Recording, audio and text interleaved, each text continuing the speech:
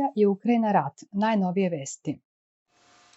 U pravcu Krasnolimanskog, kao rezultat delovanja oružanih snaga Ruske federacije, osujećen je pokušaj oružanih snaga Ukrajine da napadnu u pravcu Černo-Popovke i Ploščanke u Luganskoj narodnoj republici.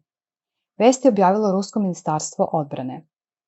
Eliminisano je do 50 ukrajinskih vojnika, 3 borbena vozila pešadije i 2 oklopna vozila. Takođe na brifingu Ministarstvo odbrane Ruske federacije izvestilo je sledeće. U pravcu Kupjanskog aktivna dejstva ruskih trupa prekinula su ukrajinske napade, pojačane plaćenicima iz oblasti Peštotravnjev, Kislovka i Krahmalni u oblasti Kharkov.